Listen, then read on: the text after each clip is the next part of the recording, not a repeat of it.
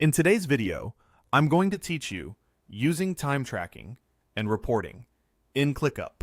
Simple walkthrough 2026. Let's start inside your workspace on the overview of your team space. From here, look to the left sidebar and open your spaces. Click into the space where you want to manage time and reporting. This keeps everything organized from the start and ensures the right people will see the work you set up. Next, open the template library by selecting Browse Template Types. We're going to use the Consultant Time Tracking template because it's optimized for both tracking time and pulling clear reports. Templates like this come with helpful fields, statuses, and views pre-configured, so you spend less time building and more time working. Choose the template and click Use Template. You'll be prompted to name your new list. Give it a specific, descriptive name so it's easy to find later, and select the exact location where it should live in your space.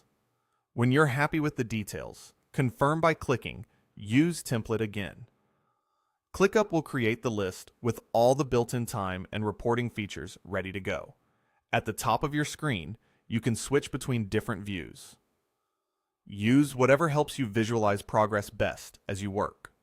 Views are a quick way to pivot from planning to tracking without changing your underlying data. Open the Accounts section. Here, add a new task. Think of it as a unit of work you'll track time against. Give the task a meaningful title and any essential details, then click Save. If you have more work items, you can add additional tasks the same way. After saving, you may see notifications pop up in the lower left. You can close them or simply wait for them to disappear. Inside your task, update your progress using the status circle on the left. This is a simple way to report where things stand without writing a long update.